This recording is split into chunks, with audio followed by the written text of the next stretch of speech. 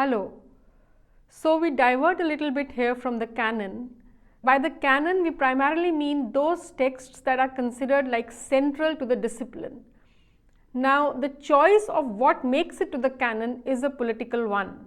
And if you will notice, then the three that we usually include as founders of sociology, Marx, Weber and Durkheim, are all white men. So what I want to do is bring in a few others who were writing around that time. I've already been talking about the work of Harriet Martineau or Marion Weber along with the others. I mean, these are the ones that are coming in with Weber, Durkheim and Marx. But I also want to bring in the work of W.E.B. Du Bois and at some point Charlotte Perkins Gilman, both of whom were writing around this time. Du Bois, whom I am talking about today, was writing around the same time as Durkheim and Weber, and therefore I have placed my discussion of him in between my lectures on Durkheim and Weber. And he, in fact, to me, as it appears, is solidly situated to be considered as one of the founding fathers of the discipline of sociology. He gave us methodological insights, he brought in historical and philosophical insights, and he very solidly looked at both historical situatedness and global geographical connectivity in the way he theorized what he calls the Negro problem in the United States. And I also want to point out that when we largely look at social theory, especially social theory that is emerging from the more so-called developed parts of the world, Europe and Western Europe and North America, most of these theories posit themselves as the universal, whereas if you speak as, let's say, voice from the global south or the voice of a black American, either from America or an African from Africa or elsewhere, then those theorizations are often considered to be belonging to the particular. So this division between the universal and particular is something that has been questioned within the discipline of sociology, and therefore several scholars now are making the attempt to bring in a more diverse set of voices and to question the idea of the universal. Right? So in some ways one can look at it that every theory, even if it is abstract, is also situated in its context. So let us begin with the timeline to get an understanding of the context within which W.E.B. Du Bois is writing. W.E.B. Du Bois was born in 1868, and just a few years prior to that, in 1865, was the end of the Civil War in the United States and the beginning of what is referred to as the Reconstruction era.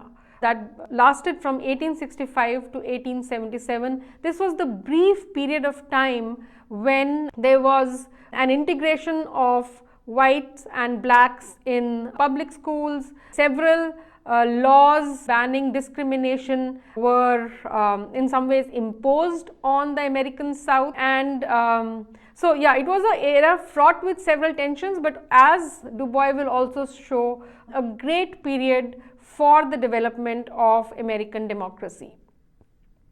In 1870, the 15th Amendment to the US Constitution gave black men the right to vote. Prior to this, the other two amendments recognized them as citizens of the United States, and at several points in history it was all men are equal, and at some point it was separate but equal, especially under the Jim Crow laws that followed the Reconstruction era. So this is my slight bit of American history that I am relating here, just to put the social theory that Du Bois is articulating in context. 1896, the Jim Crow laws came into being, which basically meant the reversal of the progress that happened during the Reconstruction era. Segregation was again legalized after this case, Plessy versus Ferguson. This is the time when Du Bois graduates from Harvard with a PhD. He finished one of his undergrads was from African college focused primarily for African American students, although he did want to go to Harvard, but he was not enabled to do so. But eventually he transferred and got his undergraduate also from Harvard. Then he went on to do a master's in Germany and came back to get a doctoral degree. He was the first African American scholar to get a doctoral degree from Harvard. And then he was hired by the University of Pennsylvania to work on an ethnographic project documenting the African American social life in Philadelphia. Out of that project came his very important ethnographic text called The Philadelphia Negro, and I'll talk more about it as we move on.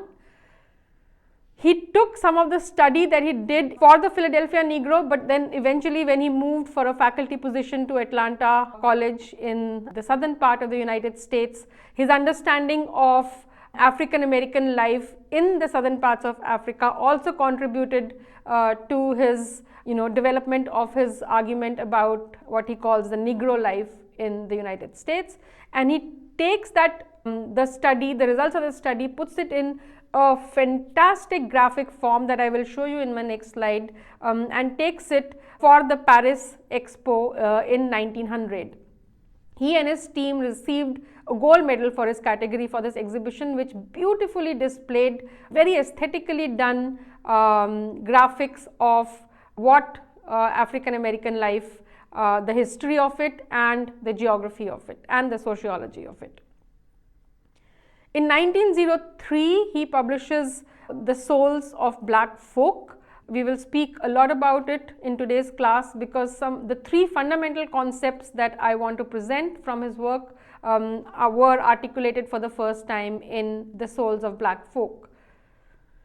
Now, Du Bois very much was an activist and an academic, and he did not see a contradiction between the two. For Du Bois, it was part of his agenda to emancipate black folk in the United States and elsewhere in the world, and his scholarship and his activism were both part of that same goal.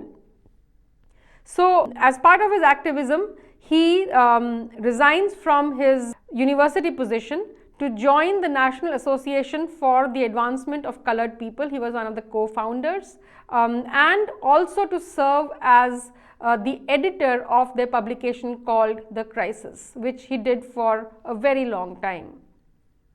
In his scholarship, it was important for him to not just write for the university or academia, but also to translate his findings and his research in the public media so that it can actually work towards emancipating both the black and, he would argue, I think, the white folk too, in their understandings of what African American life is like.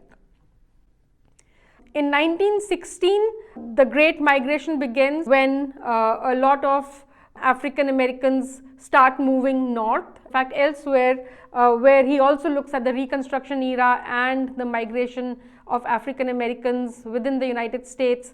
For him, the Reconstruction era is a huge and a major upheaval of humanity, much in the same way as the French Revolution and the Protestant Reformation. We will study more about the Protestant Reformation when we are talking about Weber. He is very active in organizing Pan-African congresses, and he organizes the first one in Paris, followed by another one in London, and then several that he attended. 1929 we know as the era of Great Depression. This is critical because this is also a time when there is a lot of economic crisis in the United States. Working class people are really suffering, and in the suffering of working class people, a divide becomes even more pronounced between the white working classes, the newly freed black working classes. That starts to show up quite evidently and becomes a source of tension that Du Bois comments upon. In 1935, he publishes Black Reconstruction in America, which is his magnum opus, where he challenges the solidly situated view that Reconstruction had been a failure. In fact, he argues that it might have been a political failure, but socially and morally, Reconstruction was a huge success for the United States. He also rewrites the history of the African American in the United States through this text, showing how the slaves were agents in their own emancipation. Rather than something being bestowed upon them, this was something through what he calls, borrowing marks, a general strike, actually worked towards and achieve. I've also not really gone too much into the timeline. Du Bois has a long life, and he's situated at that moment by the end of 1800s up till 1920, which we considered as the period for the birth of the discipline of sociology, but his life extends for quite some time after that, and he's able to do a lot of work. He is part of the delegation when the United Nations is formed in 1945. He witnesses both the segregation in public schools and the ending of the segregation in public schools by court. He also, in fact, writes a charter about human rights. He's quite the humanist also. So he's arguing to dismantle oppression, not just within the United States and not just those of the African Americans, but elsewhere also. So he's also written several times about, the colonization of India, the oppression in China, about the, the division of the magnificent African cake amongst the European colonizers, and how that diminishes the whole of humanity and not just that particular race. So these are things he's been writing about. He's very active in Pan-African congresses, and at some point towards the later part of his life, in fact, he's also drawing a lot from Marxist theory, especially the ideas about a more fairer distribution of the means of production, and he sees class and race as intertwined characteristics. He also sees the notion of colonialism or the practice of colonialism as interlinked to the rise of capitalism. So he's writing all of that. He also becomes subject to an FBI inquiry, being blamed for being a foreign agent or a communist. He successfully defends himself. In fact, legend goes that Albert Einstein himself offered to come as witness in support of Du Bois. His book Black Reconstruction in America is translated in German, and Weber offers to write an introduction of it. So, very much a very renowned and recognized figure, even though he faced discrimination all his life and never really got a teaching position or a faculty position at a mainstream white university. He remains even till today on the peripheries of the discipline of sociology, and there I can say that it is perhaps race that plays a role for somebody who needs to be central in our understanding of sociology, having been moved to the margins. He eventually moves to Accra in Ghana. He was quite dismayed by the subsequent inquiries and the revocation of his passport, although he got it back. So upon the invitation of the leaders in Ghana, he moves there and he passes away there in 1963. So let's look at some of the work that he has done. I have up here a map that he produced as part of his work at the University of Pennsylvania, where he did deeply grounded ethnographic work in the neighborhoods, especially the black neighborhoods of Philadelphia. And to him, to be able to really discuss the life of African Americans as it exists, and through that process develop what we might call today a mixed methodology, was very, very critical. I'll read out this small little bit to give you a sense of his writing, which also helps us situate how he views sociology. He writes in The American Negro at Paris, which is an essay that accompanies his exhibition in the Expo. Anyone who takes his sociology from theoretical treatises would be rather disappointed at the Paris exposition. The exhibit of American Negroes, however, is an exhibit which more than most others in the building is sociological in the larger sense of the term. That is, in an attempt to give in as systematic and compact a form as possible the history and present condition of a large group of human beings. So in one of our previous lectures, we talked about Marx's notion of praxis. You can't really just have theory. To understand if the job of sociology is to understand the world, it is also to change it, right? Why else would you want to just understand it? So I would situate Du Bois very much in that domain. His sociology was a sociology of positive, transformative social change, which did not take away from the rigor of it. We'll quickly run through some of the graphics that he produced for the expo, and I would say now with all kinds of infographics available, Instagram, softwares, we still perhaps don't get the kind of aesthetics he was able to do with handwork, watercolor, pen, and so on, with a team, of course. So we don't have to go through each of these slides in much detail, but just get a sense of, here he is depicting income and expenditure of 150 Negro families in Atlanta, Georgia, where he held a faculty position. These are two separate graphics, one showing the proportion of free men and slaves among American Negroes, and the other one the proportion of Negroes in city and rural population. Such beautiful, amazing graphics that he's brought in.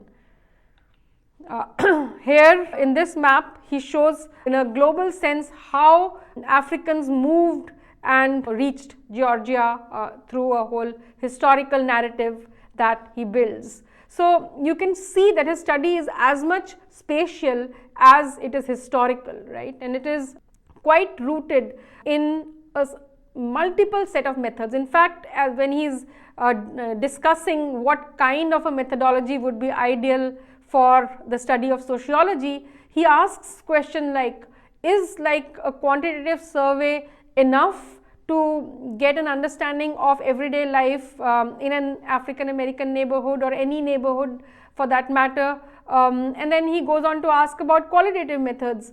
Can we really get a true sense of the other through an interview? So conundrums that we continue to face today as researchers, he was articulating them as he was doing his research. Now I want to present three concepts that I think in the sense of social theory are quite central to his work, and they come from different works of his, but I've shortlisted a few of his books, and through that I will narrate these three concepts.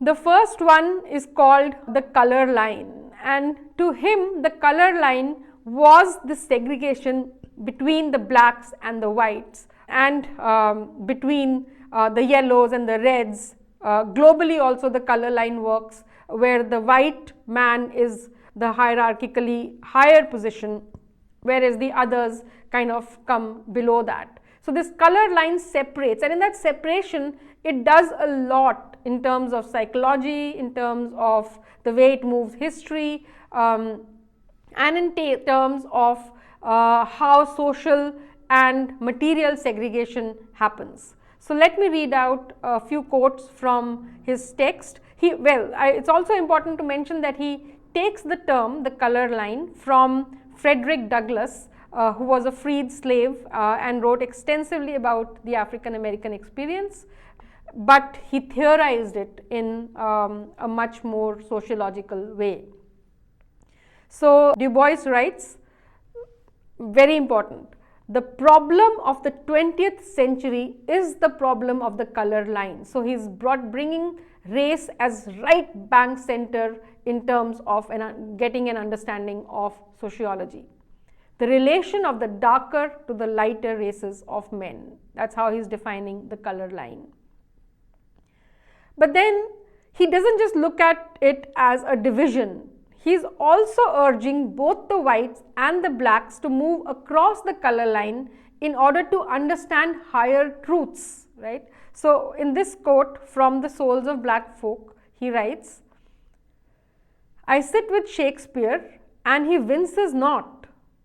Across the colour line, I move arm in arm with Balzac and Dumas, he's talking about French authors, where smiling men and welcoming women glide in gilded halls.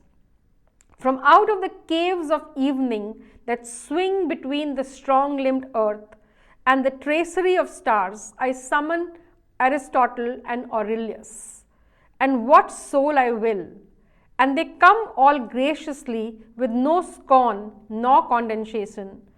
So wed with truth, I dwell above the veil. The veil is something that divides, and we speak about it. Is this the life you grudge us? O knightly America, is this the life you long to change into the dull red hideousness of Georgia? Are you so afraid lest peering from this high Pisgah between Philistine and Amalekite, we sight the promised land? So, America was seen as a promised land, right, where it was the land of freedom, it was the land of democracy, and yet here there was this population that was put on the other side of the color line. What he's trying to say is it is in the interest of the promise of America that these higher truths, he also does a lot of work in showcasing the cultural world of the African Americans, and he's written about the Harlem Renaissance and the music and the art that is produced. So to put a humanity to the face of what were seen as slaves or as inferior beings. I mean, there were several scholars of the time who, in a skewed version of how they read Charles Darwin, they would somehow locate racial hierarchies amongst people. So he was challenging that view. But it wasn't just within the United States that he was challenging the view. He's also writing, the color line belts the world.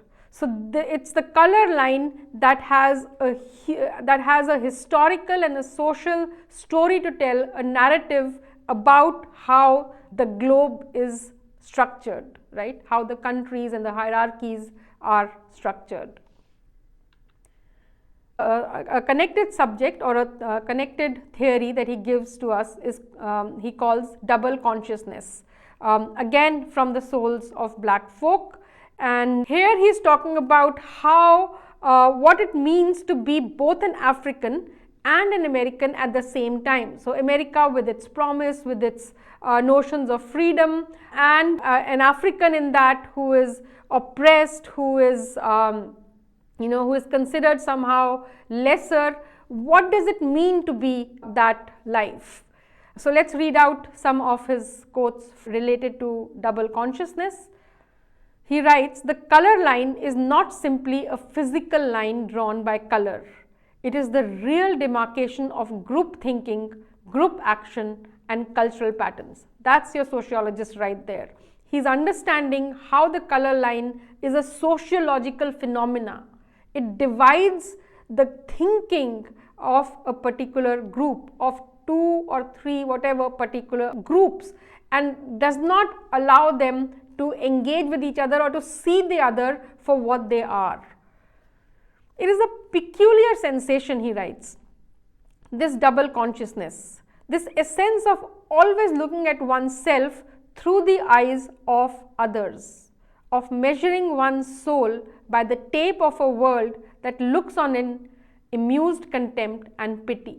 So he's describing here the condition of the African American who is constantly trying to judge themselves through the eyes of the white oppressor, as trying to reach up to a goal which may not even be theirs, trying to find their place in a world which is inherently structured against them.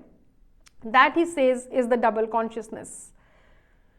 He writes, one ever feels his two-ness, an American and a Negro, 2 souls, 2 thoughts, two unreconciled strivings, two warring ideals in one dark body.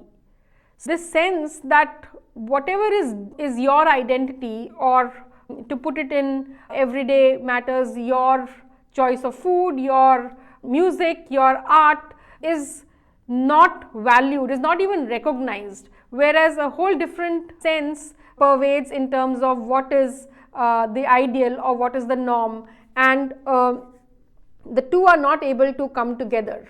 He's also written about the woman's body, for example, ideals of beauty, and how ideals of beauty are so shaped by Western or European notions of what it means to be a woman, and the dark African body at that point would not fit in. So he's talking about gender as well.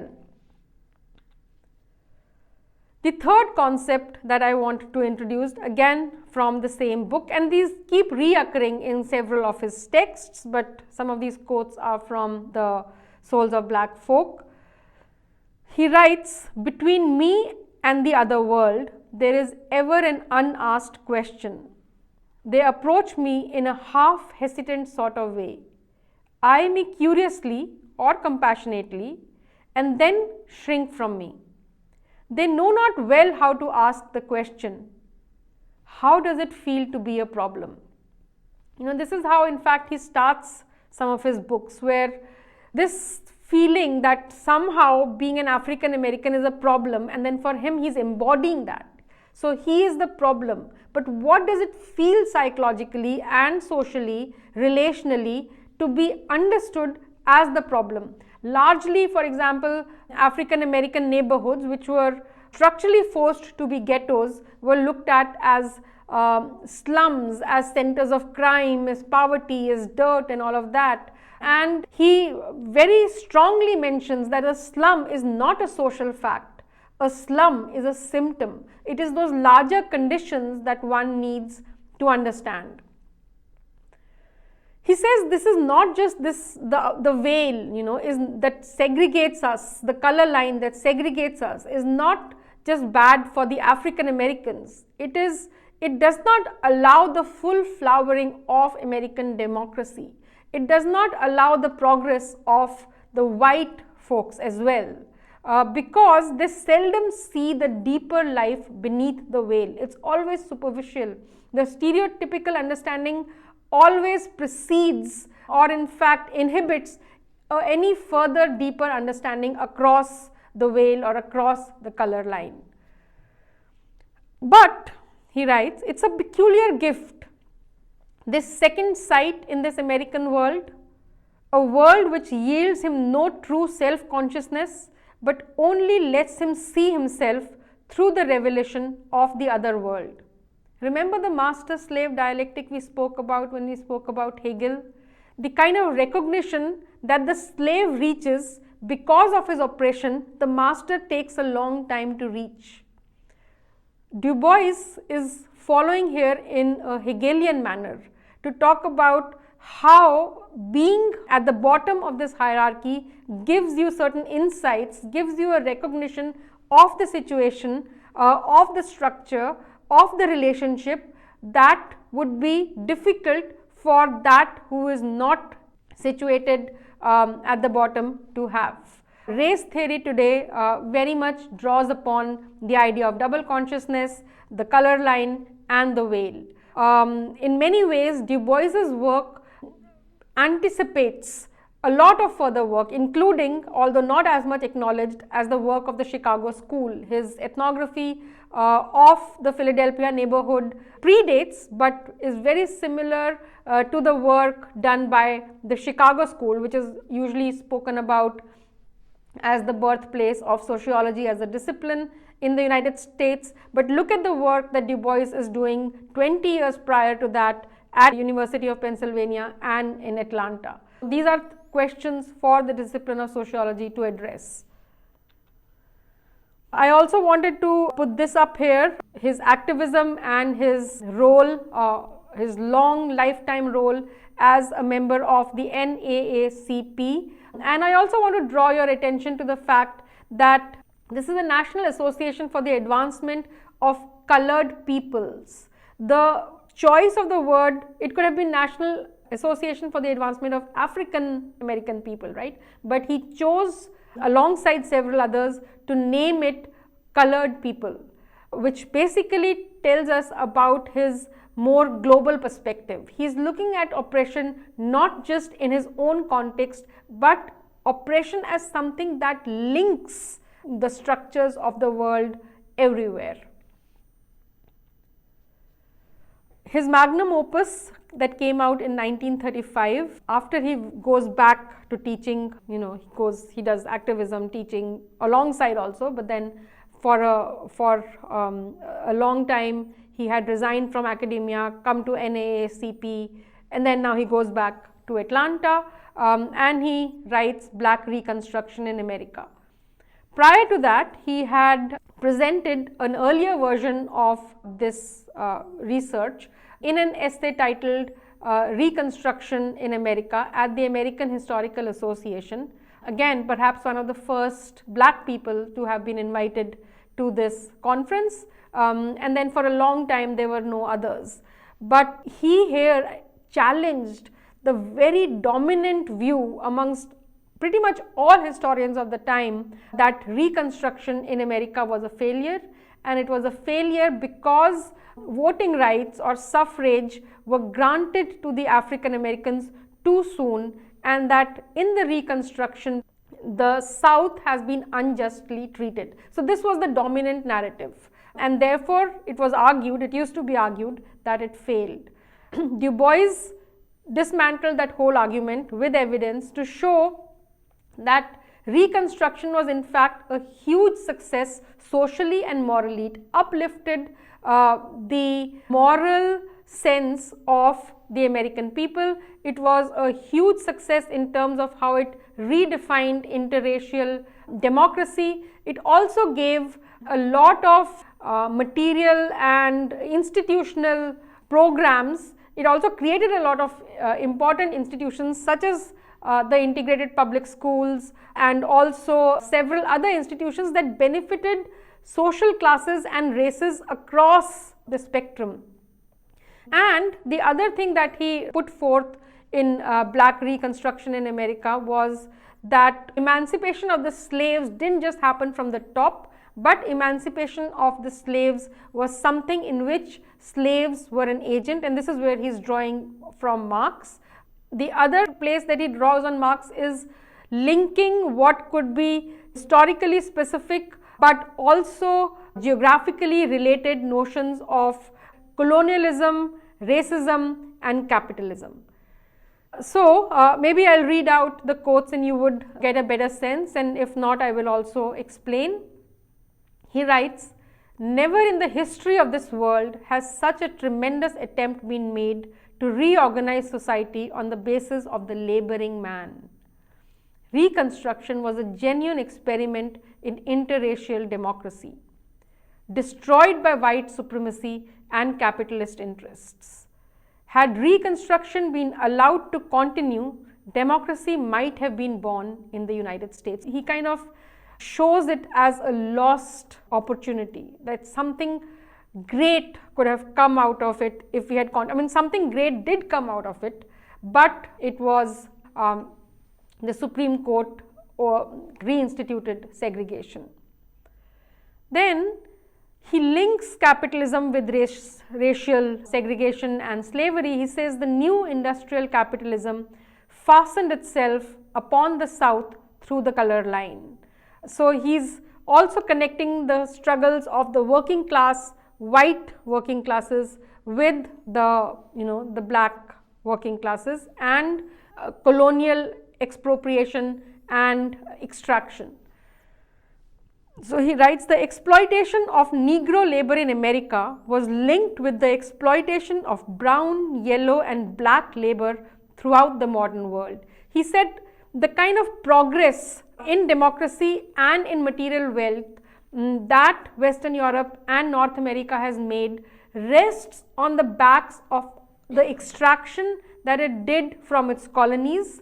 It would not have been possible without the extraction in the colonies and the immense amount of slave trade from Africa. So he really has a global sweep in how he explains racialized capitalism and how he explains the linkages with colonialism, and therefore he continues to argue throughout his life for the emancipation of both African Americans and colored people elsewhere in the world.